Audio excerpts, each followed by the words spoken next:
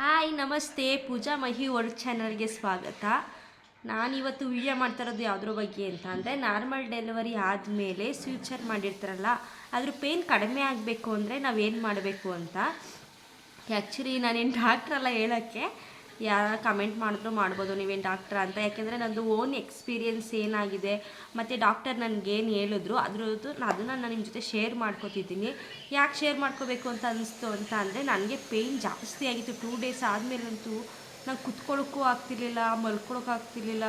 ತುಂಬ ಅಂದರೆ ತುಂಬ ನೋವು ಅನುಭವಿಸ್ಬಿಟ್ಟಿದ್ದೀನಿ. ಯೂಟ್ಯೂಬಲ್ಲೆಲ್ಲ ಸರ್ಚ್ ಮಾಡಿ ನೋಡಿದ್ದೀನಿ ಏನು ಮಾಡಬೇಕು ಅಂತ.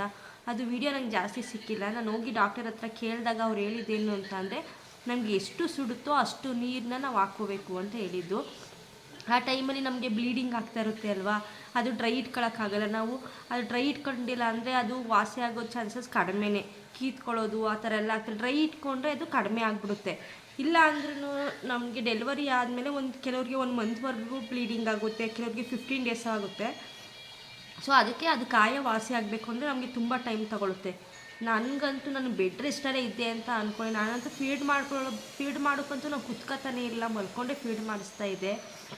ನನಗೆ ಯಾವ ಥರ ಮಾಡಿದೆ ಅಂತ ಅಂದರೆ, ಮನೆಗೆ ಬಂದಮೇಲೆ ಬಿಸಿ ನೀರಿಗೆ ಉಪ್ಪು ಮತ್ತು ಅರಿಶಿನ ಎರಡನ್ನೂ ಚೆನ್ನಾಗಿ ಕುದಿಸಿ ಎಷ್ಟು ಸುಡುತ್ತೋ ಅಷ್ಟು ನೀರನ್ನ ಹಾಕ್ಕೊಂಡೆ. ಅದು ಆಲ್ಮೋಸ್ಟ್ 1 ವಾರದವರೆಗೂ ಹಂಗೆ ಮಾಡಿದೆ. 1 ವಾರದವರೆಗೂ ಅಂತೂ ತುಂಬ ಅಂದರೆ ತುಂಬ ಪೇಯ್ನ್ ಇತ್ತು. ಮಧ್ಯರಾತ್ರಿಯೆಲ್ಲ ಕುತ್ಕೋತಿದ್ದೀನಿ, ಕುತ್ಕೊಂಡು ಊಟ ಮಾಡೋಕ್ಕಾಗ್ತಿರ್ಲಿಲ್ಲ ನನ್ನ ಕೈಯಲ್ಲಿ, ಅಷ್ಟು ಪೇಯ್ನ್ ಇತ್ತು. ನನ್ನ ಕಸಿನ್ಸ್ ಎಲ್ಲ ಹೇಳ್ತಿದ್ರು, ಸಿಸರಿನ್ ಆಗಿದ್ರು ನಾನು 2 ಡೇಸ್ಗೆ ಎದ್ದಿಗೆ ಕೂತ್ಕೊಂಡು ಫೀಡ್ ಮಾಡಿಸ್ತಿದ್ದೆ, ಅಷ್ಟು ನೋವು ಕಾಣಿಸ್ತಿರ್ಲಿಲ್ಲ ಅಂತ. ಬಟ್ ನನಗಂತೂ ತುಂಬ ಅಂದರೆ ತುಂಬ ನೋವಿತ್ತು, ಹೇಳ್ಕೊಳಕ್ಕೆ ಆಗಲ್ಲ, ಅಷ್ಟು ನೋವಿತ್ತು. ಇದು ನಾನು ಕಡಿಮೆ ಆಗಬೇಕು ಅಂದರೆ ನಾನು ಒಂದು ½ ಅನ್ ಅವರ್ಗೆ ಒಂದ್ಸತಿ 1 ಅವರ್ಗೆ ಒಂದ್ಸತಿ ನಾನು ಬಿಸಿನೀರು ಹಾಕ್ತಾನೇ ಇದ್ದೆ. ಬಿಸಿನೀರು ಹಾಕಲಿಲ್ಲ ಅಂದರೆ ನನಗೆ ಆಗ್ತಾನೇ ಇರಲಿಲ್ಲ. 1 ವಾರಕ್ಕೆಲ್ಲ ಸ್ಟಿಚಸ್ ಬಿಚ್ಚೋಯ್ತದು. ಆದರೂ 15 ಡೇಸ್ವರೆಗೂ ಫುಲ್ಲು ನೋವಿತ್ತು. ಕಾಯ ಎಲ್ಲ ವಾಸಿ ಆಗಬೇಕು ಅಂದರೆ ನನಗೆ ಒಂದು 15 ಡೇಸ್ ತಗೋತು. ನಾನು ಚೆನ್ನಾಗಿ ಬಿಸಿನೀರೆಲ್ಲ ಹಾಕಿ ವಾಶ್ ಮಾಡಿ, ಕಾಟನ್ ಬಟ್ಟಲಿ ಕ್ಲೀನಾಗಿ ವಾಶ್ ಮಾಡಿ ಅವ್ರು ಕೊಟ್ಟಿರೋ ಆಯಿಂಟ್ಮೆಂಟ್ ಎಲ್ಲ ಹಾಕ್ಕೊಂಡೆ.